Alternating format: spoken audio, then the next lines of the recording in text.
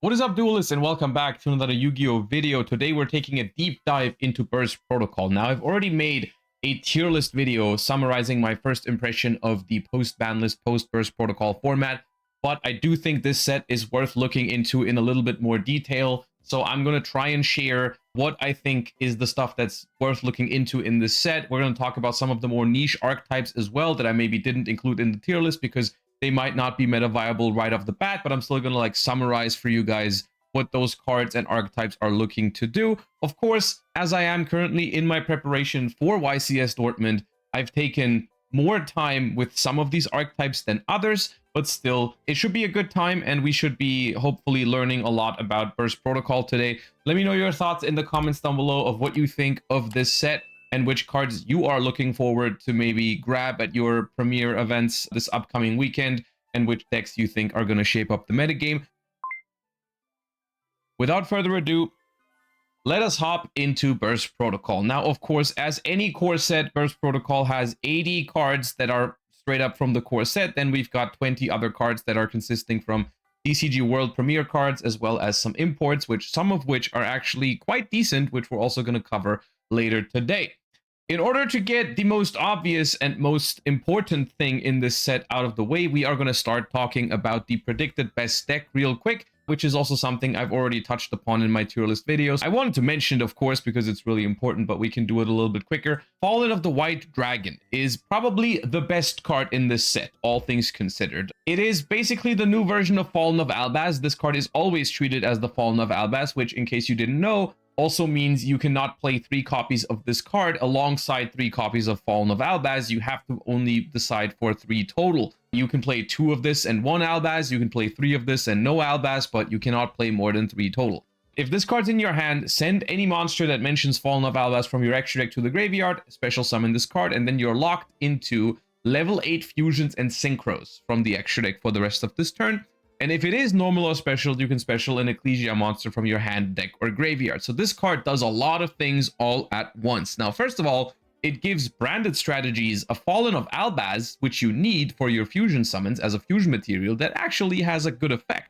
Because, of course, I mean, if you've played with or against branded in the past, you know that Fallen of Albaz's summon effect sometimes comes in handy, but for the most part, you don't want to draw that card. So what a lot of branded decks have been doing is playing 2 copies of Fallen of the White Dragon and 1 copy of Fallen of Albaz, just so you have a couple of them in your deck, and 2 of them are actually really good to draw, but you still have 1 copy of the Fallen of Albaz, the OG, that you can access whenever you want to use with your opponent's stuff. There's also the approach to just play 3 of this card and no Fallen of Albaz, just so you have the maximum amount of consistency and the best draws possible, but that is up for each individual to decide. Now, it comes alongside a Synchro monster, level 8 Synchro Ecclesia and the Dark Dragon, which during the main phase you can quick effect banish it until the end phase, and if you do special Fallen of Albaz or a level 4 or lower monster that mentions it from your deck or graveyard, so there you go. That is one way to summon the OG Fallen of Albaz on your opponent's turn, and then use your opponent's stuff away, which is one of the reasons why people still play 1 Fallen of Albaz. And then it also has a great effect in the graveyard. If this card's in your grave, target a level 8 fusion in your graveyard banishment and the card on the field, shuffle those into the deck alongside itself. So a lot of recursion and removal in the graveyard as well. This package, quite frankly, is amazing in multiple different decks. This card generates a lot of value by locking yourself into synchros or fusions at level 8, which some decks don't care about. Of course, you know that in branded there's a lot of cards that have graveyard effects, so the ability to send one of those to the graveyard for cost is basically already a +1 as soon as you summon this card. A lot of that happens in the end phase. You know, of course, Albion the Branded Dragon is the most common send for this card, is going to generate a card in the end phase, which often, you know, Fallen at the Virtuous. A lot of things you can grab in the end phase that are valuable if you ever get into a grind game. This card getting you the Fallen and the Virtuous in your end phase, which you can then use on the opponent's turn, and that card also is a +1. There's a lot of things attached to this card, so it's seeing play in a lot of different decks. Of course, it helps Branded out a lot. The current best deck in the OCG at the moment is Branded Dracotail, and of course we all know Branded Dracotail is already a force to be reckoned with in the TCG, even though Mululu and Ketu are now limited, which they also are in the OCG. This deck essentially functions in a way where it's really grindy, so the Fallen of the White Dragon fits right in because it accesses you the Fallen and the Virtuous, which is nice. A very common play in this deck is now to start with the Fallen of the White Dragon, sending Albion from the extra deck to the graveyard. It summons itself from your hand, locking yourself into level 8 Fusion and Synchro, which Arthalion is a level 8 Fusion. Most of the other things in this deck are as well. The only thing you have to be careful of is you cannot summon Gulamel, because that is a level 7. So you cannot summon that after you summon the Fallen of the White Dragon from your hand.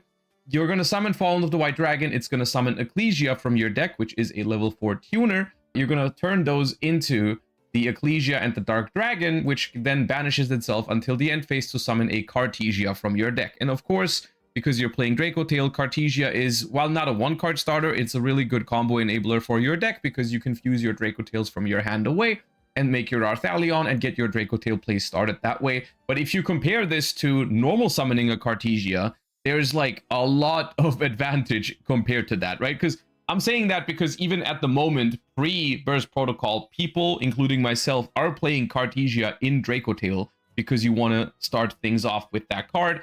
Comparing this to a normal summon of Cartesia, there's a few things that are happening. First of all, you're not using your normal summon, so you can still normal Lugia, Smolulu, whatever, later down the line.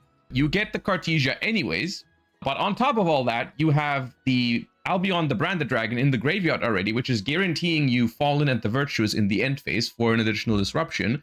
But you also have Ecclesia and the Dark Dragon banished, returning in the end phase, which means a couple of things. Since its effect is a quick effect, you can banish it on your opponent's turn to summon, if you choose to play it, the Fallen of Albaz from your deck, which is an additional interruption. So just by basically, you're getting a free Cartesia without normal summoning. You get the Fallen and the Virtuous for free, and you get an Albaz on the opponent's turn for free as well, which is phenomenal. And also, the Incredible Ecclesia has the same condition as Cartesia, which if a fusion monster goes to your graveyard, you can add it back to your hand in the end phase. So you have both of those in rotation. Every turn a fusion monster hits the grave, you're getting 2 free cards in your hand, which you know what that means. 5 mana makes big Arthalions in this deck, right? So even though these cards, Ecclesia and Fallen of the White Dragon, are great cards in general, and also for Branded, I do think Branded Draco Tail at the moment is the deck that makes the best use of these cards and is predicted to be one of the best decks, if not the best deck, in the upcoming format, with the help of those cards, because they patch a couple of weaknesses for Draco Tail. First of all, they give this deck a lot of grind game, which the deck with 1 Ketu might lack. So that's really helpful, but also, of course, we all know Branded as this kind of like grindy and kind of like balanced deck that doesn't make the greatest end boards and sometimes can be overrun. Well, if you add a Fallen at the Virtuous and a free Albaz summon on your opponent's turn to the mix, that's going to make it a lot harder to break. In my experience testing this deck, it's looking really, really strong, and I find it very, very hard to basically OTK them when I go second anymore, which previously was sometimes possible. You know, with K9 decks, you could very often go second against Draco Tail and just OTK. That is no longer the case. Now, I still think the deck's end board is beatable, but I just think you have to settle for a grind game against this deck, which it is really good at. And this is where one new card comes in that is not a staple in this deck, actually, because the extra deck is incredibly tight, because you're trying to fit Draco Tail stuff, Branded Fusion stuff, and the Fallen and the Virtuous all in one deck, which is kind of tough. But there is a new Draco Tail Fusion monster in Burst Protocol that I do think is worth mentioning here. It has the same exact requirements as like the other Draco Tails. It needs a Draco Tail monster and a monster in hand. You can target 2 Draco Tail cards in your grave and a face-up card on the field of the same type as one of those cards. So if you want to target a monster and a spell in your grave, you have to target a monster or a spell on the field, and then you shuffle all 3 into the deck. This is not a quick effect, so this card, honestly, in terms of the quality of this card, it's not that amazing. It's not like the strongest thing, and then also it has the graveyard effect of if 2 monsters are sent to the grave at the same time, it comes back and then gets banished, just like all the other Draco Tail fusions. This card seems very lackluster at first, and when I reacted to this card for the first time on stream, I also didn't think it was that amazing. Now, it does offer Draco Tail one thing, and that is actually quite impactful in my opinion, and that is recycling of the trap cards without using the trap cards. Because one angle that you can take when you're playing against Draco Tail, and spoilers, I do think this is also very relevant post-Burst Protocol, is running them out of targets in the deck for their Draco Tail effects. Now, this might sound harder than it actually is, because they lose 1 Ketu, so they only have 7 Draco Tail spell traps total, unless they start running multiple traps, which I don't believe is going to be the case. So if they run through a typical first turn rotation of using Ketu, using Rahu, and setting up all 3 traps, at this point in the game, they will only have 2 Rahus in their deck. So at this point, they can only activate 2 more Draco Tail graveyard effects to set those spells from the deck. So they are reliant on resolving their trap cards to put back other spell traps. So if you have cards like Ash, Bell, if you have cards that can dodge Draco Tail Flame or Draco Tail Horn, like the Fallen and the Virtuous, like Forbidden Droplet, you can stop them from recycling their spell traps, and then maybe you can outgrind them because they might simply not be able to resolve Draco Tail graveyard effects anymore.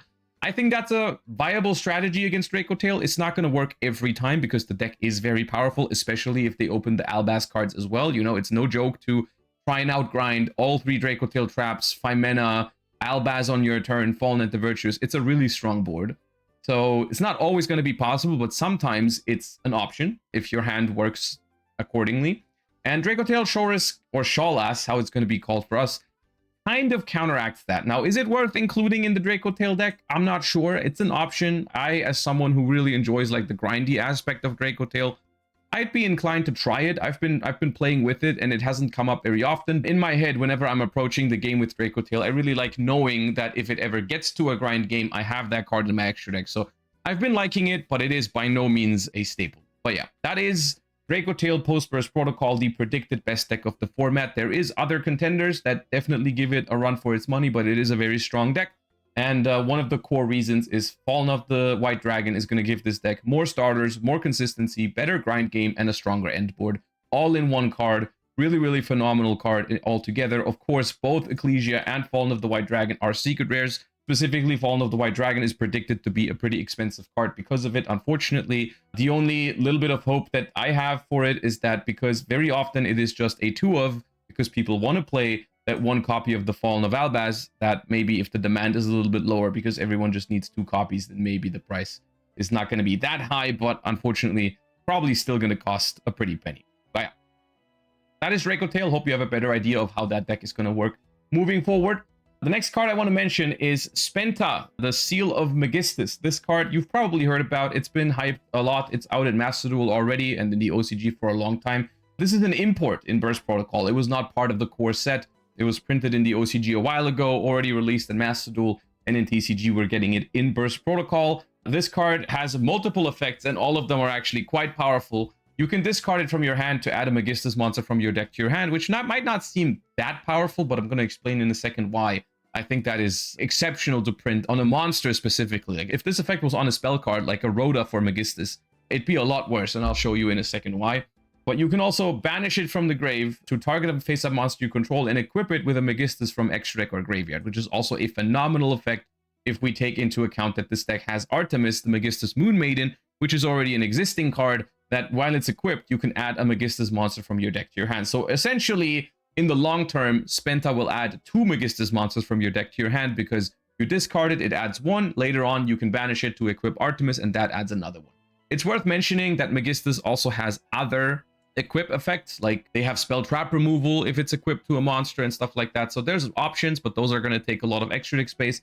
And the core thing you need to understand with Spenta is that this probably does not make pure Megistus a playable deck, but because there is a distinct lack of restrictions or locks on any of these cards, Spenta is a very, very potent combo enabler that requires you to run very few engine requirements, but like to a lot of great potential. And I'm going to get to that in a second, because the 2 cards that Spenta searches, let's say 99.9% of the time, are either Zoroa, the Megistus of Flame, or Crowley, the Gifted Megistus. Both cards that are relatively high quality and have seen play before in different metagames.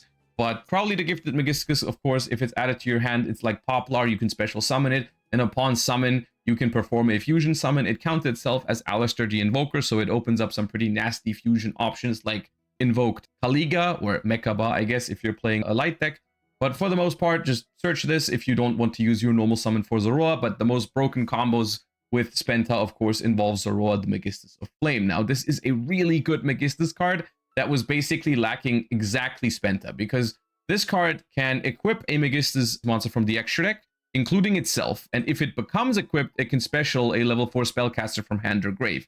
Now, as a starter, this was kind of lackluster, because on the first turn, if you normal summon this, you wouldn't have a spellcaster in the grave to summon. So you can equip itself, with a Artemis from the extra deck to get a free search, but you can't get a special summon because you don't have anything in the graveyard yet. Well, Spenta fixes that problem because it discards itself to the grave and it is a level 4 spellcaster. You can normal summon Zoroa, equip it with Artemis, and then Zoroa can special back the Spenta, giving you 2 level 4 bodies, one of which a tuner immediately, and then also the Artemis can later on search the Crowley to special another monster from your hand. So there's a lot of potential there. Like, you know, we've got basically, we're getting at the very baseline without discussing any other combos. We've already created 3 level 4 bodies. One of them is a tuner. We've got equip spells in the mix, so there's potential to make Snake Eyes Doomed Dragon for free as well.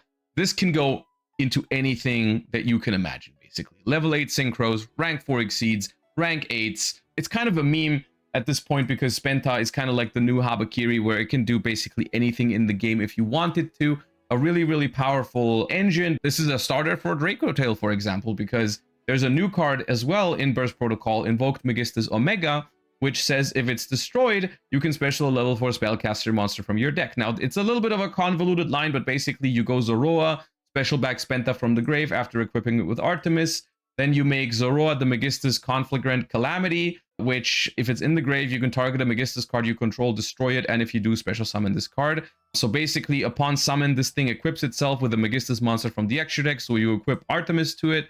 Then Artemis searches Crowley, Crowley specials itself, you perform a fusion summon with the Zoroa Synchro and Crowley to make the new Invoked Megistus Omega because it needs Alistair and a Synchro, or Fusion Exceed or Link.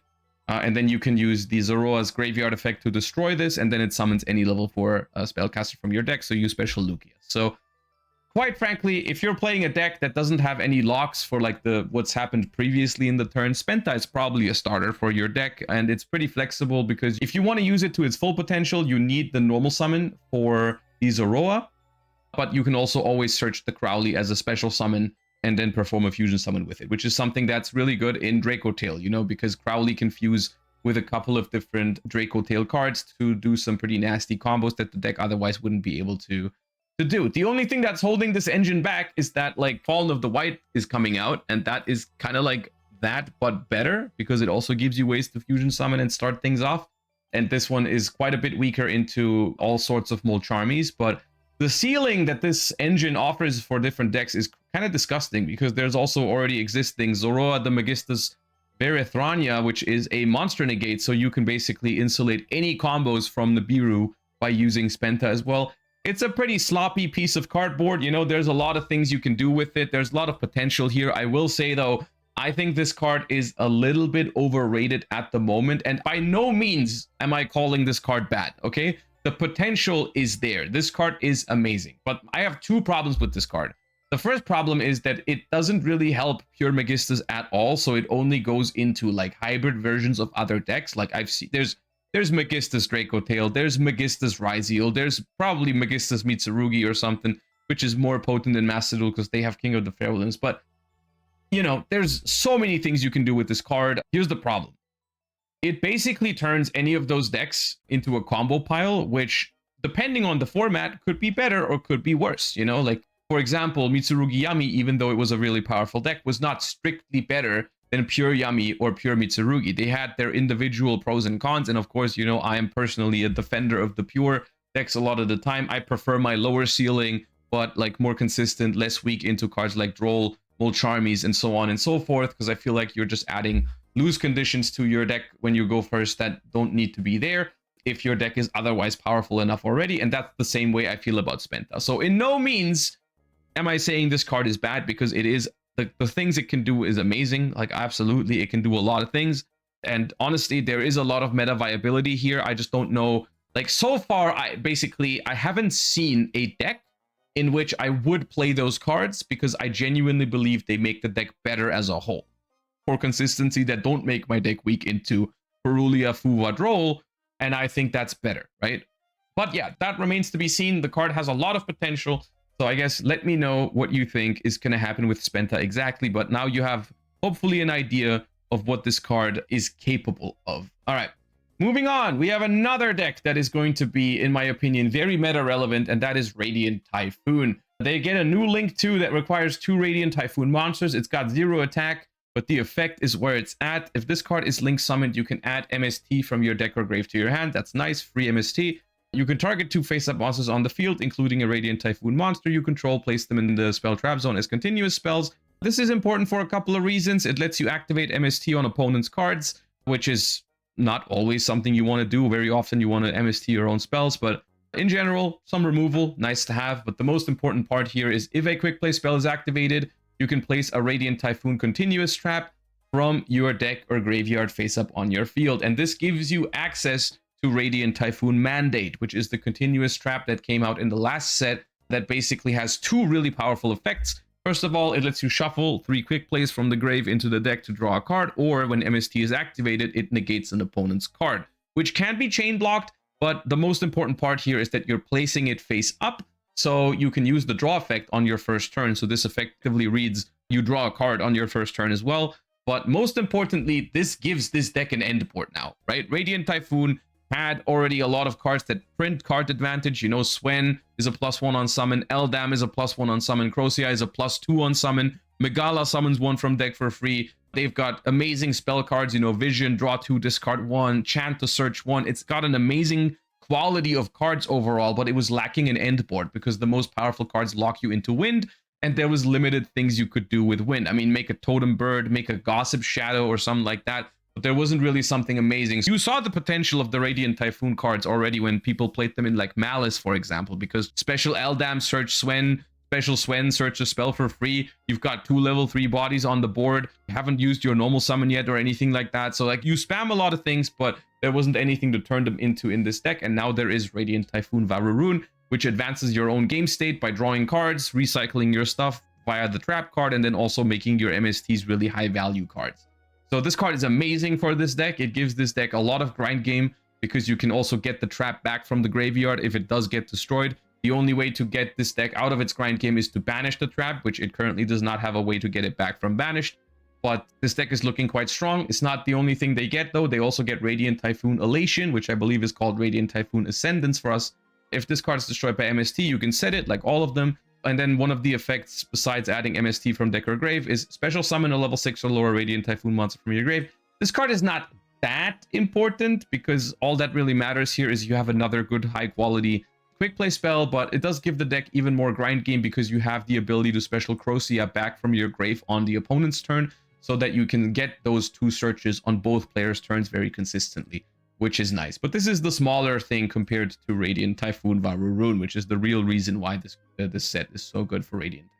Another card that sees occasional play, or actually a decent amount of play in Radiant Typhoon, is a new generic card called Sheena, the Twin Tempests of Celestial Thunder, which is technically a generic card for any Wind deck. It's a level 9 dragon that says when your opponent activates a card or effect while you control a Wind monster quick effect, you can special this card from your hand, then apply this effect based on the card type that you've responded to. If you responded to a monster, you return all face-up monsters on the field to the hand. If you responded to a spell trap, you return all spell traps to the hand. So this is amazing because it's all in one chain. So this is not a separate effect that activates when it's summoned. This is something that's all one chain link. So let's say your opponent has a board, you're going second, you're playing into it, you special Swen, your opponent activates some effect, like let's say Ash Blossom. You chain Sheena, it's going to hit the board and bounce all the monsters without giving your opponent a chance to imperm it or droplet it or anything of that nature, because it's all one chain. You know, summon it and then apply this effect, which is an insane board breaker when you're playing into a board.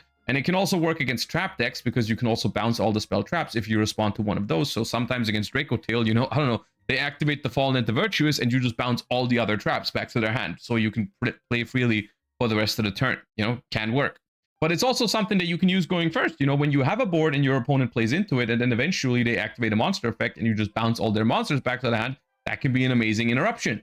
So this card really ticks a lot of the boxes for a really good staple card for any deck that has a lot of Wind monsters. And of course, Radiant Typhoon just happens to be the deck that's good anyways with Wind monsters at the moment. So this card is going to see play in that deck, but there's a lot of potential here. This card is amazing. If you have any decks in mind that play a lot of Wind monsters, you would probably play this card in that deck. Radiant Typhoon, I have an example list here as well. I already showed it in my tier list video as well. This is how Radiant Typhoon is currently being played in the OCG. And besides the 1 copy of Max C, you can play this deck the exact same way in the TCG. This deck has a lot of synergy as well with the Fallen and the Virtuous, which is going to be a very important card in this upcoming format. But of course, because it is a quick play spell, you can play it in this deck. There's also a lot of versions with this deck that play more quick plays instead of hand traps, like Super Poly, Forbidden Droplet, Forbidden Crown, which we're going to talk about later.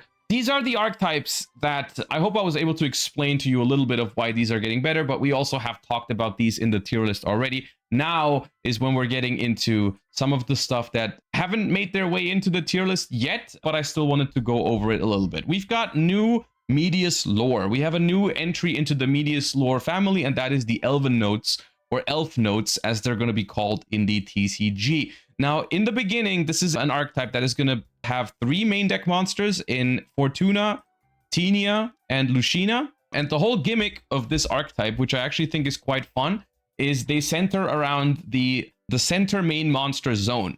So the one in the middle. And the whole idea is that I think these are dancers, and they are like dancing around the main monster zone. So one thing that's really powerful about Elven Notes is that all 3 of these just are free special summons from your hand to your center main monster zone, and they all go +1 upon summon, which I think is honestly pretty amazing. So for example, Fortuna says summon it from your hand to your center main monster zone, and then during your main phase, place an Elven Notes continuous trap from hand or deck face up. So free +1 there.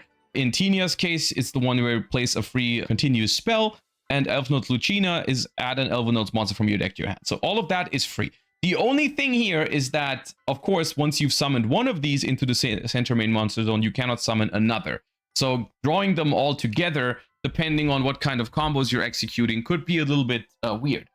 At the same time, something that's really cool is that during the opponent's turn, they all have this effect to switch locations with the monster in the center main monster zone. So what you're trying to do is, if you're using them as starters, you're summoning them into the main monster zone, but then you also have ways to summon them on your opponent's turn so that they are not in the center, and then they can switch to the center to get disruptive abilities, which is really cool. So for example, Tenia, during the opponent's turn, switch the locations of this card in your main monster zone and the monster in the center, then banish a random card from your opponent's hand face up until the end phase. Fortuna returns a spell trap from the field to the hand, and Lucina returns a level 6 or lower monster to the hand. So some small disruptions if you manage to swap around the stuff. And of course, if 2 of them are on the field, one of them's in the center, you can use both of their effects because they're basically swapping back and forth, which is cool. They've also got their own Elven Notes Power Patron. Of course, that one's the one that locks you into synchros, because this is a synchro archetype. It is a level 1 tuner. It has the ability to manipulate levels in your center main monster zone. You can increase the level by 3, which means you have different options when it comes to synchro summoning. And of course, when it goes to the graveyard, you can add an Elven Notes card from your deck to your hand, which all the Power Patrons have that in some way, shape, or form. This is interesting because Synchro, I feel like, is the best mechanic out of the 3 in terms of the Power Patrons, because there's a lot of potential here. Also, this is a level 1 tuner, so I've seen some yummy shenanigans with Elven Notes as well, because of course, in this case, the lock doesn't matter if you're trying to make a yummy Synchro, which is neat.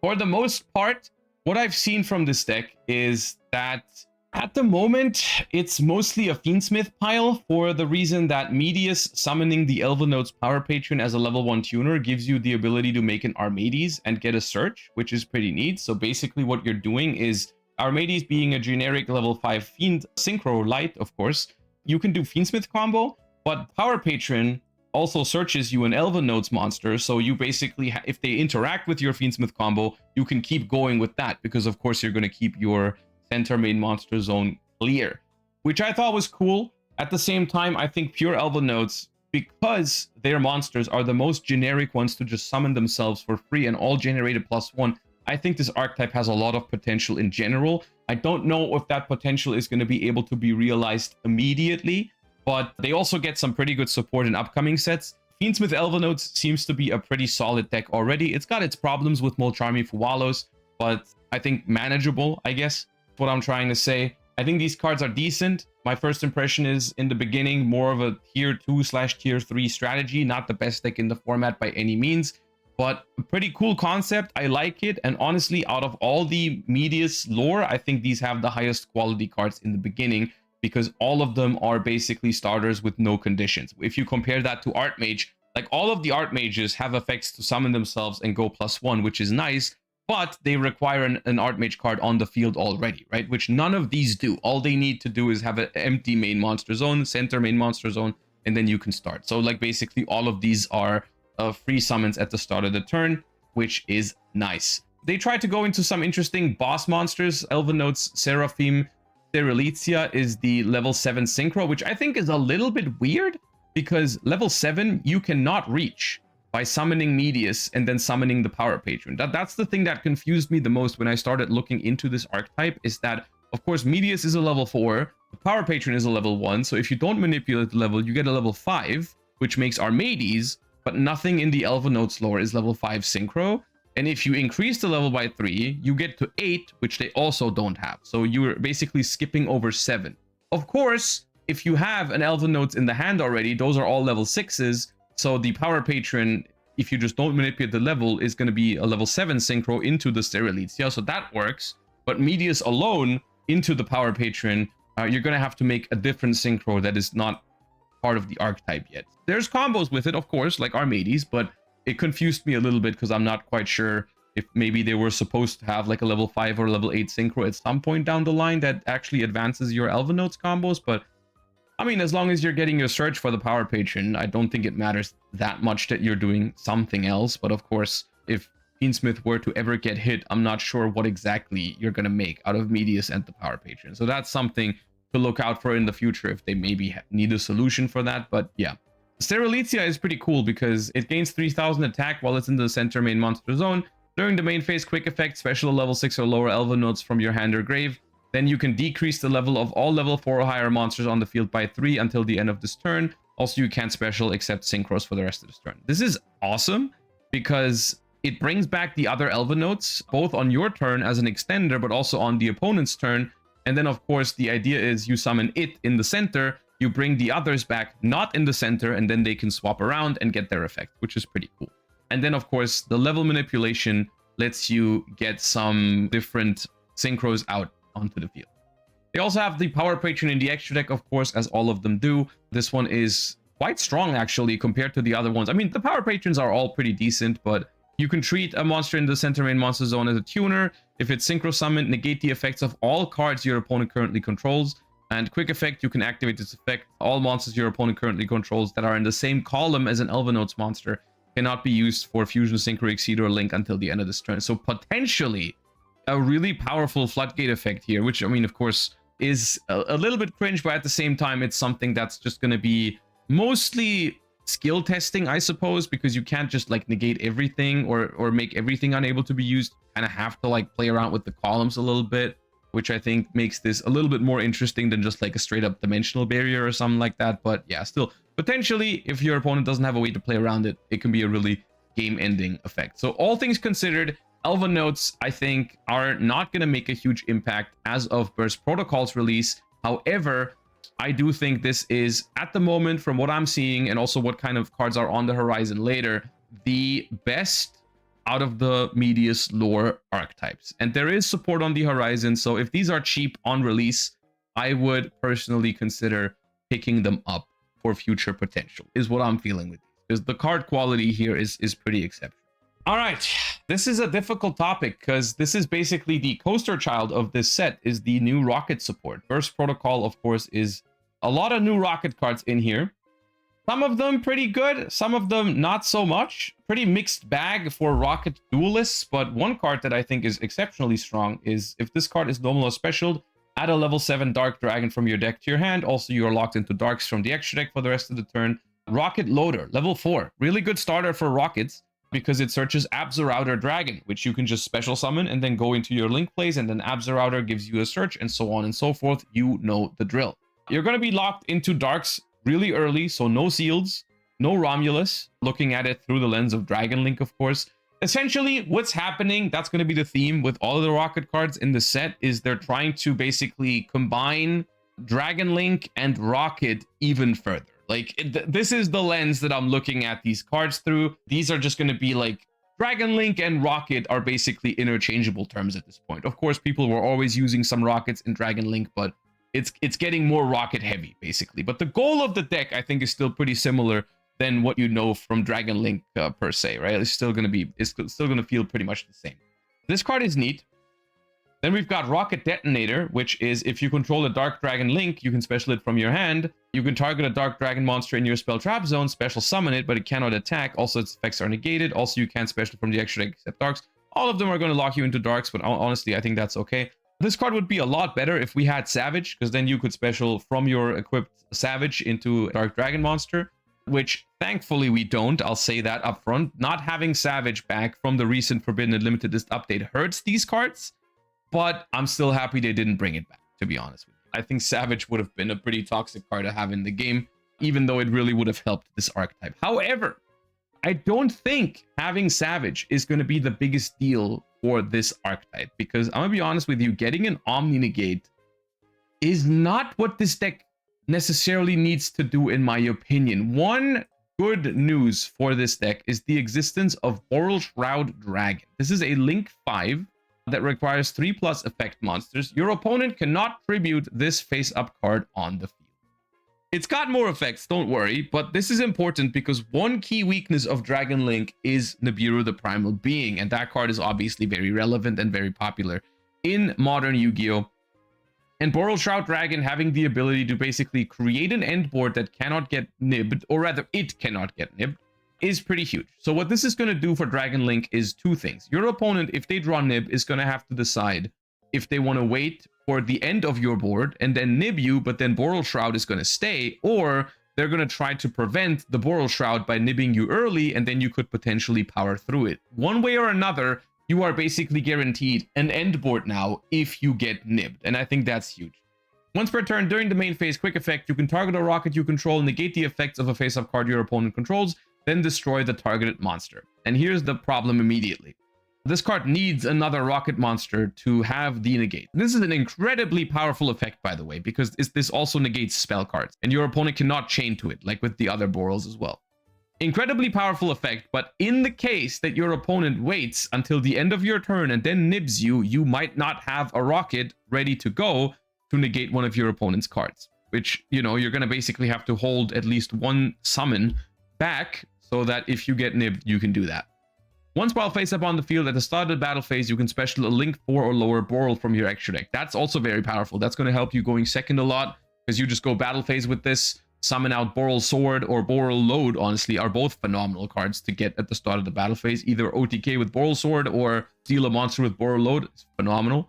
I love this card, quite frankly. I love this card in terms of its design, because I think it's super lazy to give decks a negate for Nibiru. Instead, I like giving them cards that provide them with some tools to play around Nibiru, or maybe force the Nibiru early, or anything of that nature. I think that's amazing. I think Dragon Link against Nib is a very, very interesting topic post Burst Protocol, and I think the design behind this card is pretty awesome. There's other cards for Boral. We've got Boral Reboot, which is when your opponent activates a spell trap while you control a rocket or Boral, negate the activation, and if you do, set that card face down, but it can't be activated this turn. You can activate this card from your hand by paying half your life points. This card is pretty strong, in my opinion. Of course, going second, you can't use it as a hand trap, but you can still use it as a quote-unquote board breaker. You know, when your opponent activates, I don't know, Yummy Surprise, which is not that relevant anymore, but it's the first one I was thinking of. Or activates Dracotail Flame and you have a rocket, you can just negate it. They reset it, but I think that's fine. So really, really solid card. And this deck also has ways to search this. I'm a little hesitant to call this one a good design, because I'm not the biggest fan of just searching counter traps when you go first and then just like trying to stop your opponent from playing the game. But it is a pretty powerful card. And of course, once again, similar to Boral Shroud Dragon, getting a spell trap negate that cannot get nibbed essentially is pretty valuable. So I do think this is the biggest takeaway from these new cards, is that they give Dragon Link more starters and more ways to deal with Nibiru. We've got Tris Boral Dragon, which searches Rapid Trigger, Heavy Interlock, or Double Interlock. Double Interlock being a new fusion or ritual spell. Pretty good because it banishes from the graveyard, so it's essentially a Miracle Fusion. And they also get a new fusion monster, Boral Load Fatal Flare Dragon, which is a Dark Link and a Dark monster, and it on summon adds a Rocket monster from deck to hand. And it equips a Dark monster with a Dark Link from Grave or Banishment that gives it 500 attack, which makes it so even without Savage Dragon, you can equip stuff and you can summon with Rocket Detonator, so don't worry. This is a great card as well, and of course Double Interlock is going to be a free search off of some of your Link monsters, which is nice. As of now, they can't search Boral Reboot, but there's a card coming up that's going to be able to search Boral Reboot. I believe it's on a link too, so eventually they're going to be able to search this card for free. On top of that, if you remember, there is basically already a Rocket Circular announced in the Limit Over collection. I've reacted to it like a week or two ago. That's the one where you send Dark Dragon from deck to grave to summon itself from hand, which is pretty disgusting. And then it also has the ability to revive some dragons or rockets later in the turn. Basically, it's like a Rocket Circular and Soul Charge in the same card. So once that card comes out, I think these cards are going to be phenomenal. All the things I've just said might sound like these cards are pretty damn amazing. And honestly, as a fan of Dragon Link, I actually do quite like these cards. And I am coping a little bit that they might have some potential. Here's the problem. This deck is going to be very, very hard to pilot into a Molcharmi, Fualos, or Perulia. You know, you might have ways to deal with Nibiru now, but I think the Charmies are maybe even the bigger problem that's holding this deck back. And this is something that the upcoming Rocket Circular, quote unquote, let's just call it that, could fix, because that's going to give you the ability to summon a lot from hand and graveyard. For now, though, it's going to be really hard to get a decent board together under Molcharmi Fualos in particular. So that is the biggest weakness of this deck by far, and that's going to hold it back a decent amount. Other than that, I think these new cards are quite strong, really high quality, and solve a lot of problems that this deck had, but not all of them, because basically the Molcharmi problem is going to still exist. Other than that, it's a pretty amazing deck, but because of that, I think it's also the reason why it hasn't really seen that much play in the OCG since Burst Protocol has come out. But overall, I'd still give this support a solid like 8 out of 10 or 7 out of 10 in terms of what it achieves for the deck, but I don't know how much it's going to matter as long as it has that Fuwa problem. All right. Fur Hires. Fur Hires get new support, and as someone who's played Fur Hire Runic Sprite in the past, people have been asking me a lot, what do I think about Fur Hires?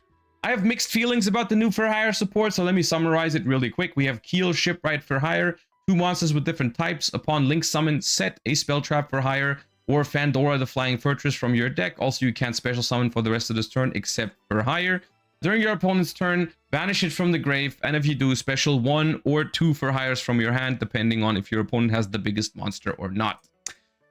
This card is really cool because it lets you bridge into Fur Hire. The new field spell is a starter for the deck. It searches other Fur Hires from any 2 different types. And the lock only applies for the rest of this turn, so you can do things like, we've talked about the Radiant Typhoons earlier, you can special Eldam, special Sven, they got different types. Make Keel, Shipwright Fur Hire, there you go, you've got your Fur Hire combo lined up. You are locked into Fur Hires for the rest of this turn, which matters, but not the biggest problem, I would say. But at the same time, this is essentially one of the key... Let's go through all the cards first, so that it's going to make more sense what I'm about to say.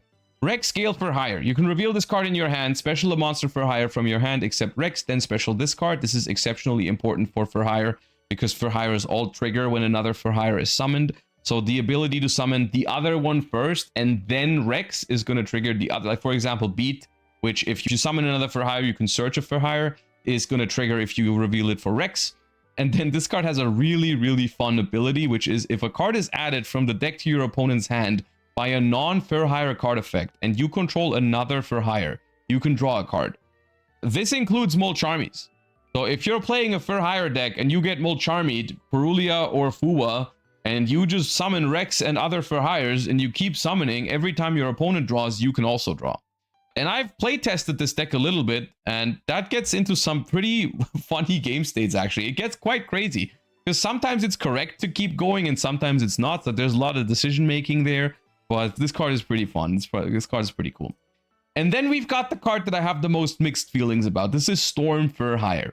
If you control no monsters, special summon a level 4 or lower Fur Hire from your deck. Then if your opponent controls 2 or more, you can special another monster Fur Hire from your deck. Also, you can't special for the rest of this turn except Fur Hires. If you would discard a card to activate a Fur Hire, you can banish it from the grave instead of one of those discards. This card is phenomenal for Fur Hire. Here's the problem. If you control no monsters, summon, but then you cannot summon for the rest of the turn except Fur Hire. Essentially, this means you cannot pair Fur Hire with anything super effectively if you want to make maximum use of this card. There are ways to play around this, like, because there's one specific case where you're going to summon other things first, like Radiant Typhoons or Runics or Canines, And then you're going to make your for hire link monsters. You're going to make Donner, which has the effect to tribute itself to revive 2. And then when you tribute the Donner, you can activate the Storm because your board is empty, right? And it's a quick spell. So like Donner, tribute itself to summon back from grave, chain this, can still get you going. But still, in my testing with For Hire initially, I found this card to be incredibly clunky in hybrid versions of For Hire. So one of the things that I naturally did was I tried to play pure For Hire because I like these new cards a lot. And I just found that that deck is lacking monster quality, right? If you're familiar with For Hire, you know that Beat is an amazing card. You know that Rex is an amazing card, the old Rex, the level 2. And Rafal is an amazing card, which is the big level 8 that upon summon, you can basically Pot of Prosperity, and then you can negate monster effects by discarding For Hires. That's it. The other ones are all pretty mediocre, all things considered. You know, they've got some tools, don't get me wrong, they're not all terrible. They've got like ways to summon from grave, add back from grave, pop face-up cards, pop face-down cards. But nothing really, you know, there's no starters, no great extenders. Like, of course, some of these new cards are that. Like, Rex is a good extender if you have another one in your hand. But once again, the options to pair with Rex are limited. If you have this with Beat, it's amazing. If you have it with the small Rex, it's pretty good. If you have it with Rafal, it's also pretty good, but that's it. As a result, the decks that people have been hyping up with these cards is basically K9 For Hire, because this new one is a level 5 and you can use the K9 cards to bridge into the For Hires as well, of course, because Keel, they've all got different types, so you can make Keel and get the new field spell. The new version of the field spell lets you add a For Hire and then discard a card, so you can bridge into For Hire that way, and then of course insulate some combos with Ripper. The problem I have with that deck is that Storm For Hire is pretty bad in it, I think, for the most part, because you don't want to empty your board after summoning Ripper anymore. So you have to basically open it, but if you open it, you can't use the K9s after, so it's really awkward.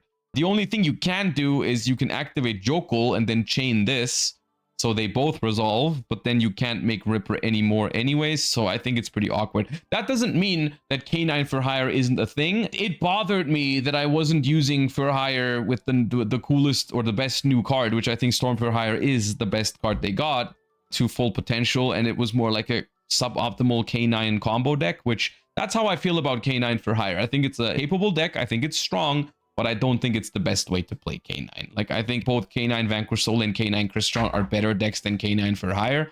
I think pure For Hire or other versions of the deck I've looked at so far felt lackluster to me. Even though Rex Scale For Hire is a really, really fun card to play with. I thought this card was amazing to have on your end board as well.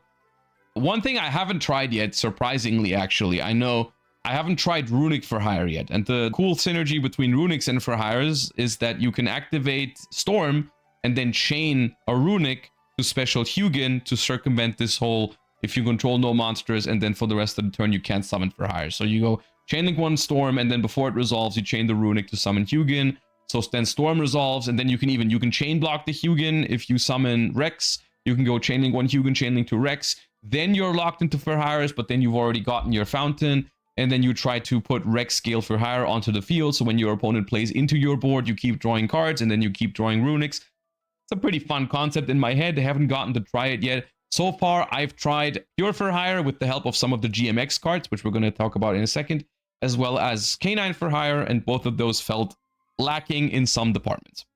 But the new cards are cool. I'm a big fan of For Hire, and I wouldn't be surprised if these cards found a home somewhere eventually.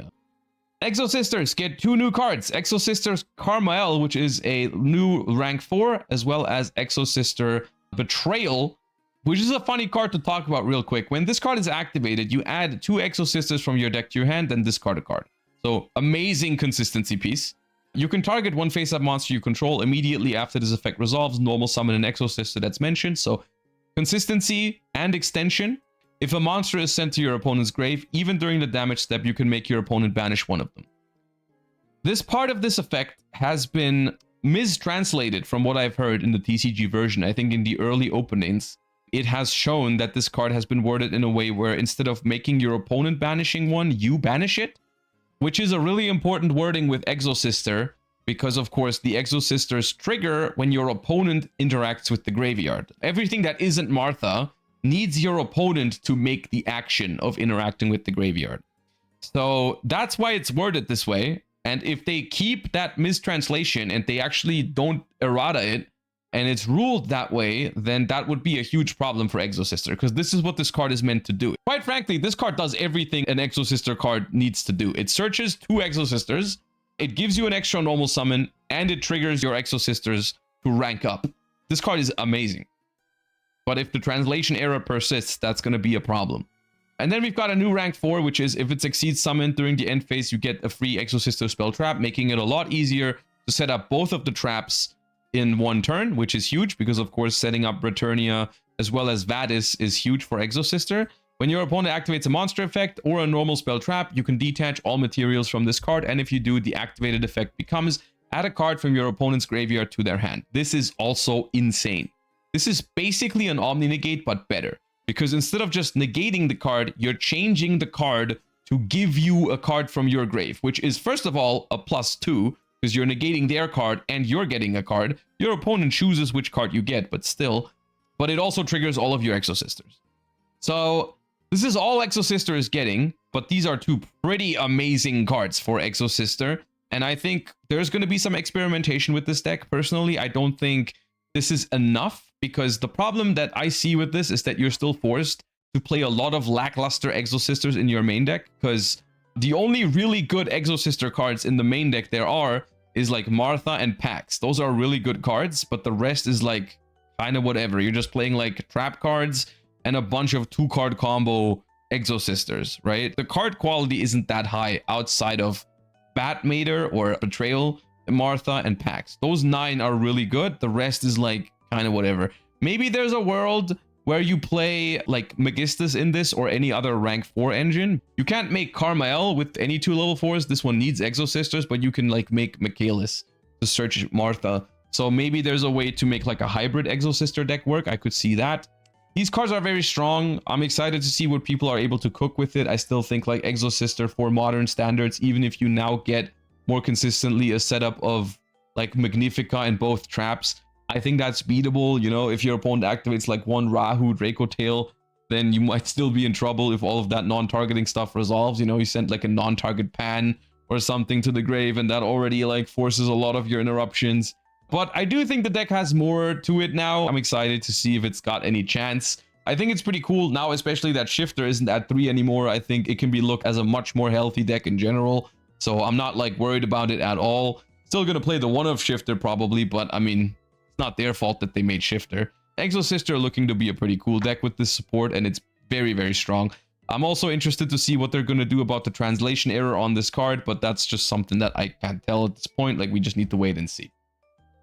Alright, Tri-Brigade Springance Kit is a new Tri-Brigade support card, and it's mostly support for Tri-Brigade. I don't know how good this card is in Springance, but essentially, if you control the Tri-Brigade or Springance, you can special it from your hand. If it's sent to the grave, special a Tri-Brigade, Springance, or Fallen of Albaz, or monster that mentions it from your grave. This card is simple, but it does a lot of things for Tri-Brigade. The most important thing that this does is it makes Fractal an extender without having to discard for Keras. So what you do is you go Fractal Effect, send Tri-Brigade Kit, and then Tri-Brigade Kit sends Tri-Brigade Springance Kit, and then Tri-Brigade Springance Kit revives the Fractal or the Kit.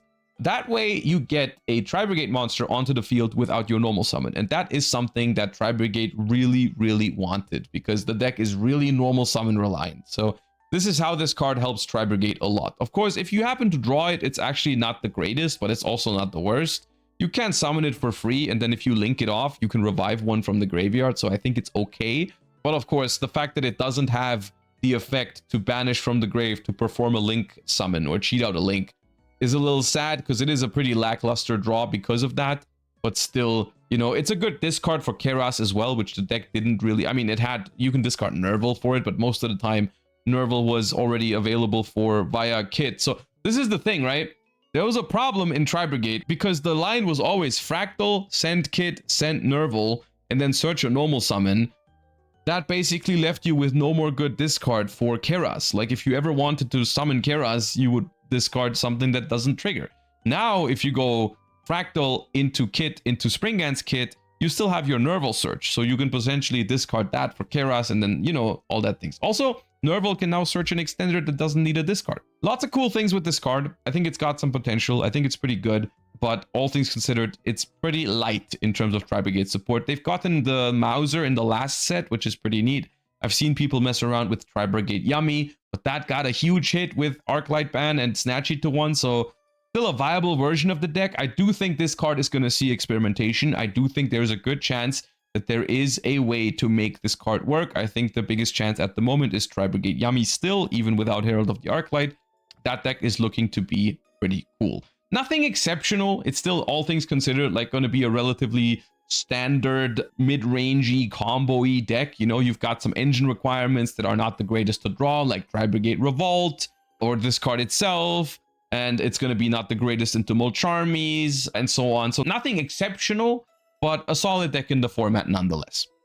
GMX. I've already reacted to the entirety of the GMX archetype in my recent Plus channel video, but now I want to talk about 3 cards in particular and maybe highlight some of the things that they can do. And those are GMX Researcher Saland, GMX Applied Experiment 55, and GMX Chairman Kimreg. And by extension, also GMX Allos in the extra deck. So this archetype essentially revolves around this fusion spell, which says you excavate cards from the top of your deck until you've hit a GMX and a dinosaur, and then you lose 400 life points for each, and then you fusion summon a GMX from your extra deck.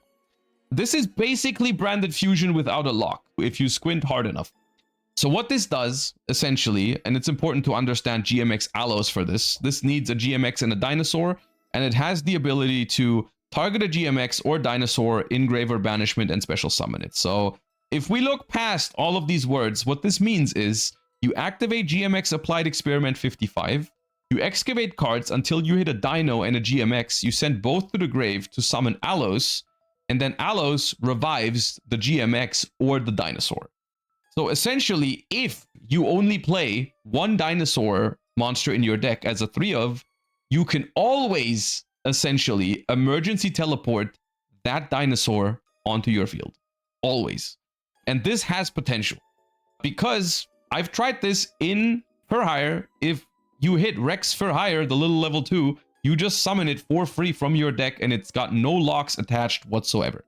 And the reason why this is exceptionally cool, in my opinion, as an engine is GMX Chairman Kimreg is essentially like an illusion of chaos for the fusion spell. You can reveal this card in your hand, add a GMX Applied Experiment from your deck to your hand, and then shuffle this card into the deck. What this means is you don't have to worry about the GMX monster in your deck. The GMX monster in your deck is just more copies of the fusion spell. So you have this in your hand, you search the fusion spell, it goes back into your deck to serve as a fusion material. The only thing that is holding this engine back to use engine that has no locks and just special summons a bunch of monsters for free is the life points cost if you get unlucky.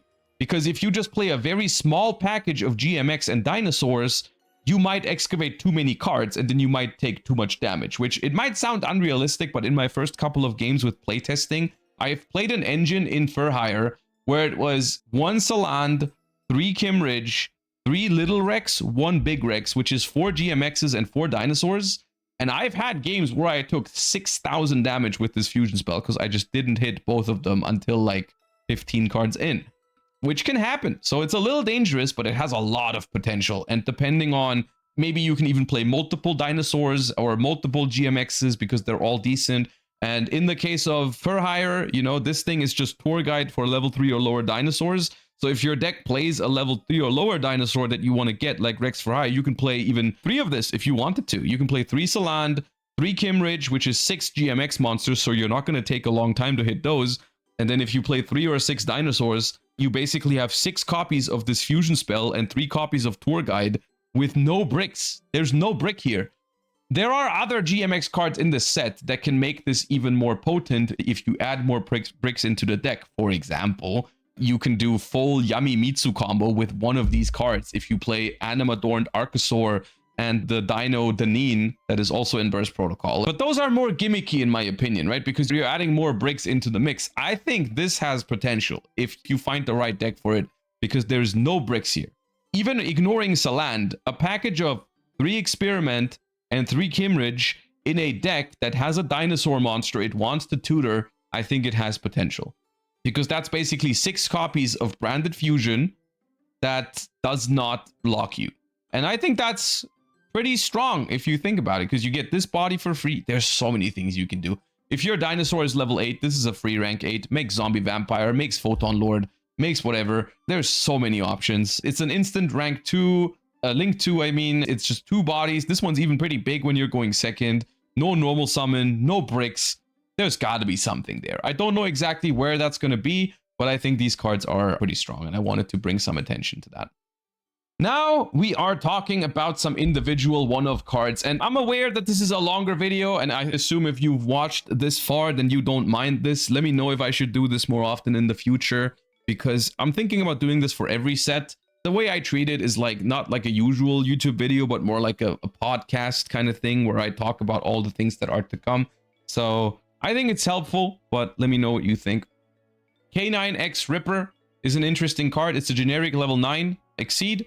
If it attacks a defense position monster, it inflicts piercing battle damage, but the more important part is if it's summoned by a K9 spell trap, so if you rank up into it, you can interrupt your opponent's graveyard by shuffling cards from Grave or Banishment into the deck, but most importantly, when your opponent activates a monster effect, quick effect, detach 2 materials, negate the effect, then destroy all cards on the field. I think this can be a very strong card going second into a board. Of course, it destroys your own board as well, but what I like about this is you summon it going second, you go to the battle phase and you threaten a Zeus, right? So if your opponent activates monster effects, then you threaten to wipe the board with this. So either this is going to do it or Zeus is going to do it. The reason why I'm such a big fan of this card is because it's not like the typical K9 card that's just like a broken endboard piece. Because on your endboard when you're going first, this card is pretty bad because it's going to destroy your own board. So people are not going to summon this on turn 1 and make stronger boards with it. Instead, it's a card that like has generic uses and can come up going second and is pretty strong at that. Like, since it's not a rank 5, K9 is not going to spit it out immediately when they're going second. And honestly, most of the K9 hybrids probably won't even play this card, but I could see it seeing play in other decks. Like, for example, it's a Wind rank 9, so Radiant Typhoon can play it. I think this card is pretty cool. Archmage Non Finito is amazing Archmage support. It's a fusion monster that most of the time you're going to cheat it out because it must either be fusion summoned or specialed from the extra deck by discarding a spell trap and tributing a level 7 or higher Archmage from hand or field.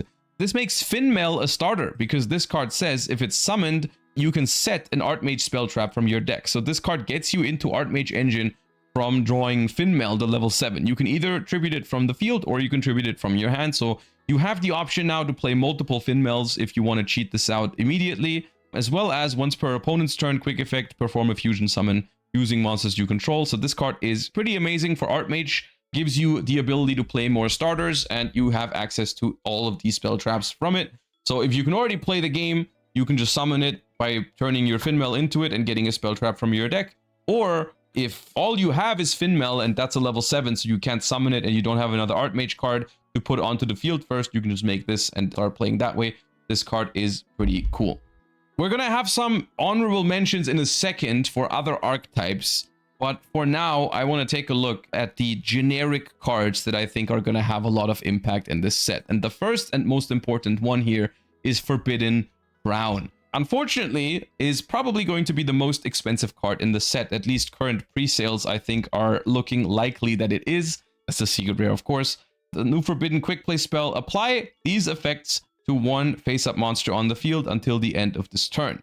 Now, not one of these, but all of them. Negate the effect, can't attack, can't be destroyed, unaffected by activated card effects, cannot be tributed, cannot be used as material for anything. Neither player can activate monster effects in response to this card's activation. Now, this card, I think you go through phases when you read this card. In the beginning, it reads kind of ridiculous because it does all these things.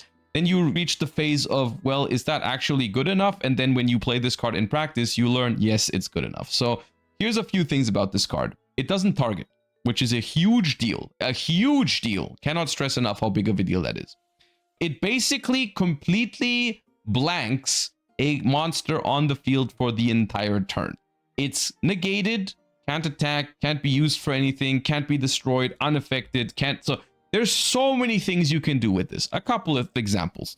When you're going second, your opponent has a problematic endboard piece, you can just negate it. They can't do anything about it unless they have spell traps that negate this, but any monster can't chain to this. So there's this card that you can't beat, you crown it.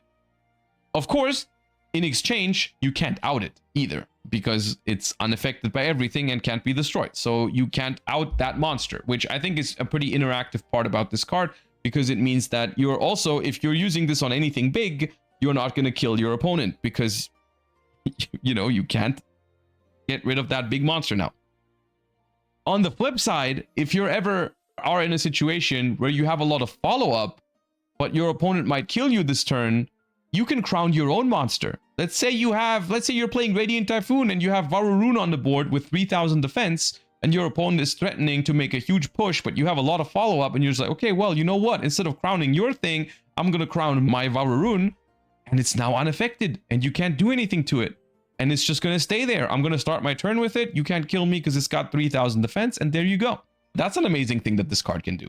You can protect an endboard piece from Nibiru. You know, if you summon something and your opponent wants to nib it and you really want to keep it, you can crown it.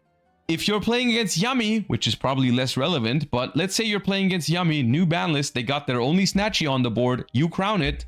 That thing is there with 600 attack. It's negated. They can't quick synchro with it. And you can just attack it until they die.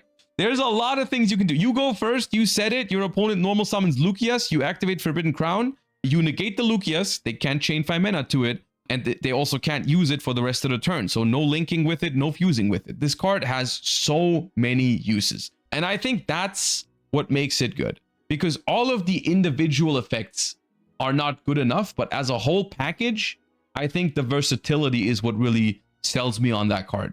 Because like, I wouldn't play a card that I can make my own monster unaffected with to not die that turn, like a Sky Striker Eagle Booster type effect, right? Like you wouldn't play a card for that purpose. Almost no one is playing Eagle Booster in Sky Striker, for example, right? If that's the only thing the card does, it's not good enough.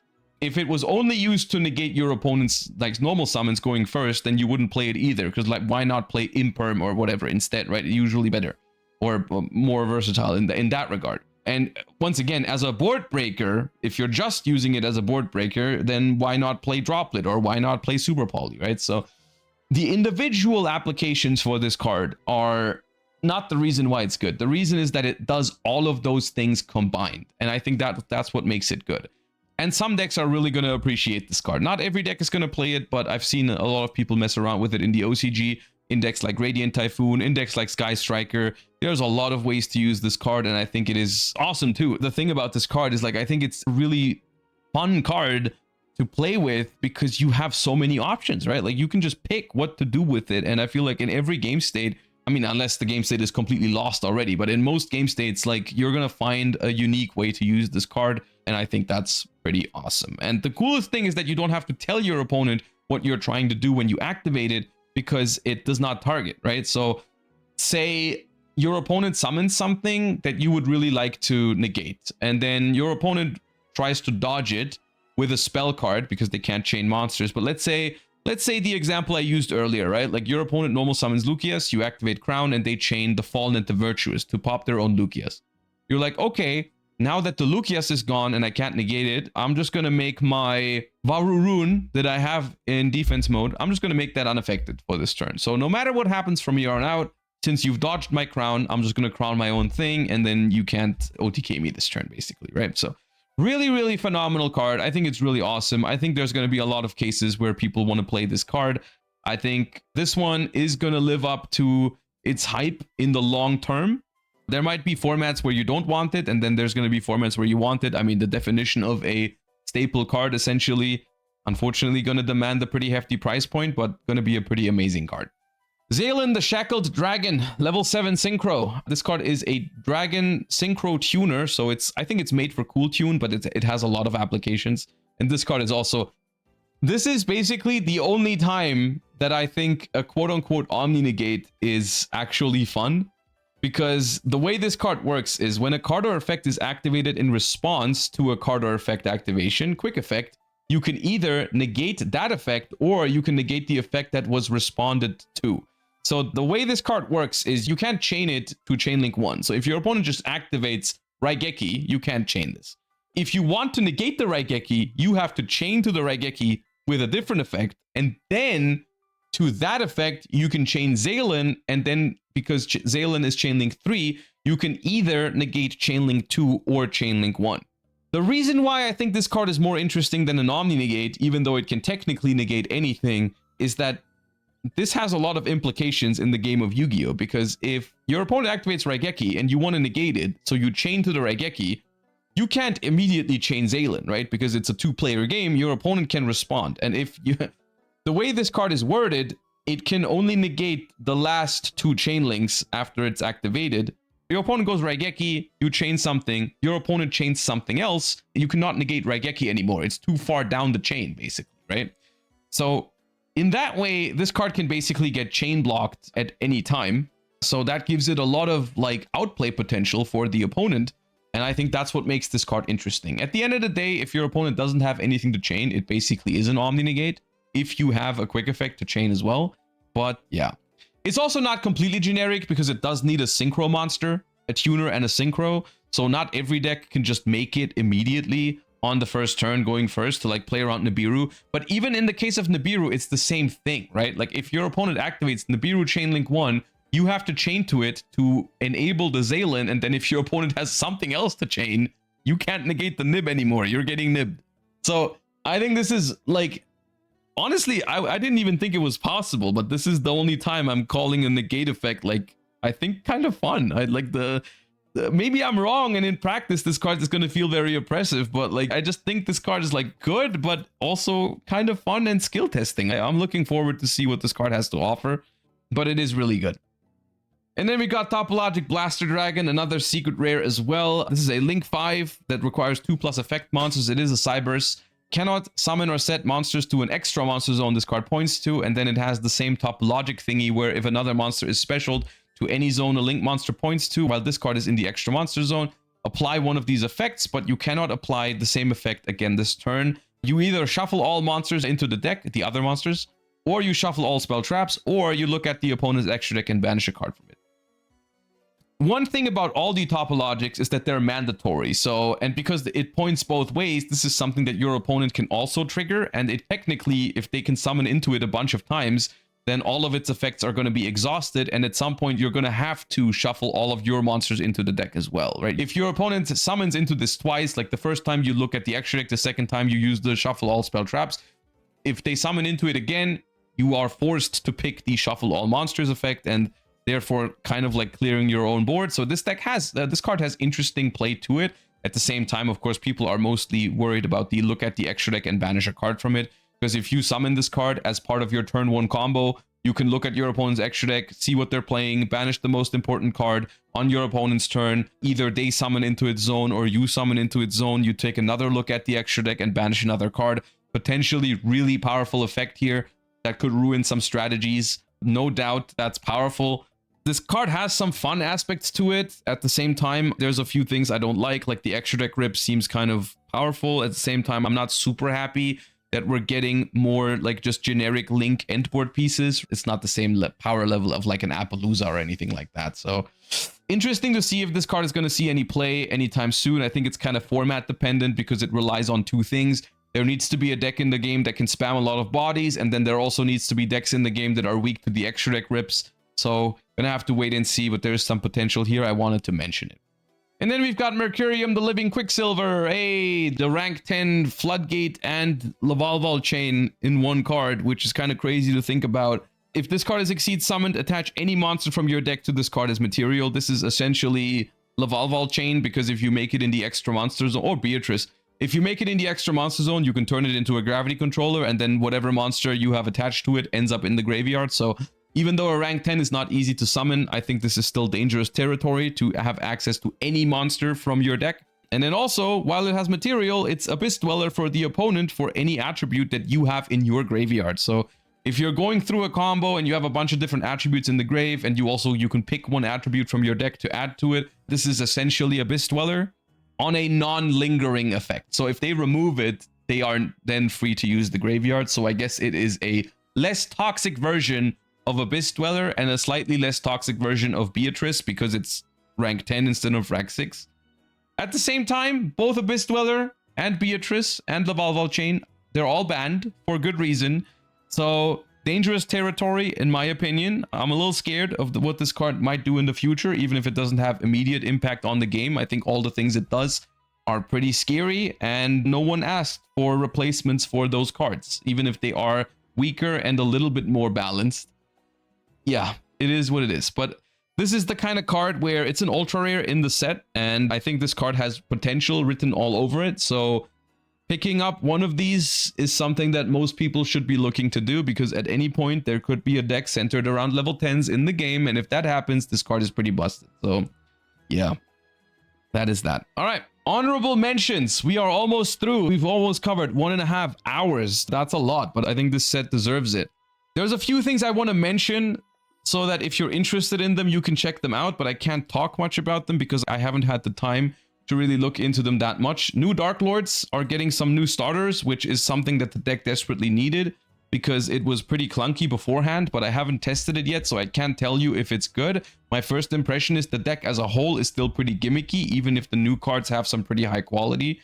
They get a new fusion monster as well, which is pretty cool because it gives you a Dark Lord spell and a Dark Lord trap, so potential is there. Also, the artwork on this card is amazing. Dark Lords are something that I haven't tried yet, so I just want to make you aware that they're getting some good cards. So if you're interested in Dark Lord, maybe I'll mess around with it in future weeks, but for now, I haven't been able to look at everything in detail yet. It's on the list of cards that I want to check out. From what I've seen so far, the deck still seems relatively bricky, relatively gimmicky, and not powerful enough, but that is just, once again, my first impression. But they are cool cards. And then we have the new Magnet Warriors, which are basically slop, is the only word I have for it. For the lack of a better word, these are just basically a more bricky version of Spenta, is how I would put it, because they just spit out a bunch of level 4 bodies with basically no restrictions. But I just think if someone wants that, they're going to play Spenta. At least also from the OCG, I've seen a ton of people play Spenta, no one playing Magnet Warriors, because some of them are just like bricks, and some of them do a lot, some of them do nothing, and that's not ideal, but they have potential. They're not bad, and they also are searchable by Gallant Granite. This one is like circular, basically. It must be special from your hand by sending 2 Magnet Warriors, level 4 or lower, from hand deck or face up field to the grave, and then some other stuff. And then they have one that when it's sent from deck to grave, it summons itself back, and then when it's summoned, it summons another one from grave back or something like that. Like it's just like producing a bunch of bodies without locking, but they have some bricks attached to it, but they're also rocks, so you can Gallant Granite is the TLDR. So if that's something you want to look into, then feel free to. I don't think it's going to be better than Spenta, though. It's going to be cheaper than Spenta, I guess. So I guess that's a fair point. If you're trying to look into like a rank 4 package and you're not willing to pay whatever the Spenta is going to cost on release, maybe this is something for you. If you don't need the tuners, because I don't think they have tuners. Spenta does have tuners, but this doesn't. So if you're just looking for rank 4, level 4 bodies, then this could be something for you. Yeah, and then I'm looking at Reign of Frogs because I'm obligated to, because the artwork of this card is amazing. If you control an Aqua monster with 2,000 or more attacks, send all monsters on the field to the grave except Aqua monsters. If this set card is destroyed by card effect, you can set it. You can only use each effect once per turn. This card is very fun and wholesome. It's basically a card that's meant for like the Paleo Frog control deck with like the traps and everything. The only problem is that this card is dependent on already having a board. Summoning an Aqua monster with 2,000 or more attack, believe it or not, is really hard on early turns for the Paleo Frog deck. So like summoning a Toad or an Alomalocaris is not always that easy, but if you ever get to that point, then this card is amazing. You can copy it with rollback. You still need an Aqua with 2,000 attack to do that though. Rollback bypasses cost, but not activation requirements. So can't do that, unfortunately, if you don't have the Aqua. So this card, honestly, a little bit too clunky, I think, to make it into the Paleo decks. I might still mess around with it and try to make it work because it's awesome.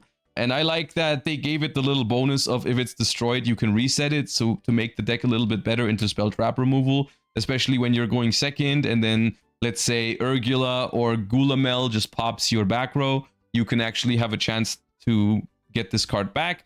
I think that's pretty cool. So overall, I really appreciate the artwork. I appreciate the thought behind it. I don't know if it's really gonna make the deck significantly better. Because because functionally it's like a needle sealing type card. You need a board for it as well, which is hard to do in a deck that's all trap cards these days. But yeah, and that's Burst Protocol for the most part. I mean, we've looked at this now for 1.5 hours. I really hope this video is going to do okay, because I'm not sure how 1.5 hours compared to my usual upload length is going to do. But let me know if you thought this was helpful. Let me know if this gave you a little bit of an insight into Burst Protocol. And also, of course, let me know what you think of this set. Did I miss anything? There's other things in this set, like there's Rescue Ace cards, Archfiend cards, there's a new DDD card. Quite frankly, those are just things that I don't think they matter a lot. Like the Rescue Ace cards are not great. The Archfiend cards are not great. I think the new DDD card is seeing play, but it doesn't fundamentally change the deck or anything like that. Like everyone, if you're a fan of DDD beforehand, then you're going to play that card. If you're not a fan of DDD, then the card doesn't concern you because the deck still plays the same way, basically. It just helps them make Caesar easier. Let me know your thoughts on Burst Protocol. Let me know your thoughts on this style of video, especially. Looking forward to doing more of these in the future. If another core set comes out, I could do these for every core set if this one performs well. So if you thought it was helpful, maybe share it with your friend group or Yu-Gi-Oh group if you want to make sure it does well and I can keep doing them. Thank you so much for watching. Make sure to subscribe. Once again, we are closing in on 100,000 subscribers. I really want to hit that number, and then nothing is going to change after, but then I can say I hit that number. Anyways, appreciate you for watching. Hope you enjoyed the video, and I'll see you next time. Bye bye, duelists.